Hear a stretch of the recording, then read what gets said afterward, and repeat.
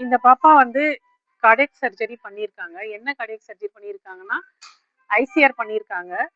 என்னோட பேர் ஹேம்லதா. நான் வந்து இங்க கார்டியக் ஐசியூல டாக்டர் பிரசாந்த் சார் டீம்ல இன்சார்ஜா ஒர்க் பண்ணிட்டு இருக்கேன். இப்போ நான் என்ன எக்ஸ்பிளைன் பண்ண போறேன் அப்படின்னா, நாங்க கேஸ் ரிசீவ் பண்ணி பாப்பாவை எப்படி செட்டில் பண்ணி, எப்படி அதை நல்லாக்கி அந்த பாப்பாவை எப்படி ஒரு ஸ்டெப்பா பண்ணி எங்களோட நர்சிங் கேர் பெஸ்ட் கேரை கொடுத்து எப்படி நாங்க வெளியே அனுப்புறோம் அப்படின்றத தான் நான் உங்களுக்கு இப்போ எக்ஸ்பிளைன் பண்ண போறேன். இந்த பாப்பா வந்து நாங்க நேற்று ரிசீவ் பண்ணியிருக்கோம். ரிசீவ் பண்ணி பாப்பா வந்து வென்டிலேட்டர்ல இருக்காங்க.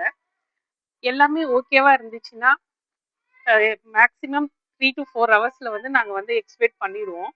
எக்ஸ்பெக்ட் பண்ணி பாப்பா எக்ஸ்பெக்ட் பண்றதுக்கு முன்னாடி பாப்பா வந்து ஏபிஜி எடுக்கிறோம், எக்ஸ்ரே எடுக்கிறோம். எங்க கார்டியக் டீம்ல இருக்கிற டாக்டர்ஸ் வந்து ஒவ்வொரு ஸ்டெப்பா அனலைஸ் பண்ணி எல்லாமே ஓகே இருந்தா மட்டும்தான் அது வந்து பாப்பா அடுத்த ஸ்டெப்புக்கு எடுத்துட்டு போறாங்க. எக்கோ பாக்குறாங்க, ப்ரீஅப் எக்கோ, போஸ்ட் அப் எக்கோ எல்லாமே பாக்குறாங்க. பார்த்துட்டு அதுக்கப்புறம் வந்து எல்லாமே நார்மலா இருக்குது அப்படின்னா எக்ஸ்பெக்ட் பண்றாங்க. எக்ஸ்பெக்ட் பண்ணதுக்கு அப்புறம்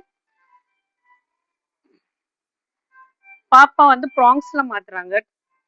ப்ராங்ஸ்ல மாத்தி எல்லாமே ஓகேவா இருந்துச்சுன்னா ஏபிஜி, மறுபடியும் மறுநாள் எக்ஸ்ரே எல்லாமே நார்மலா இருந்துச்சுன்னா ஃபீட் எல்லாம் ஸ்டார்ட் பண்ணி ஃபீட் நல்லா எடுத்துக்கிச்சு, யூரின் அவுட்புட் எல்லாமே ஓகேவா இருந்துச்சுன்னா பாப்பா வந்து நாங்கள் ப்ராங்ஸ்ல இருந்து கொஞ்சம் கொஞ்சமா வீன் பண்ணி அதுக்கப்புறம்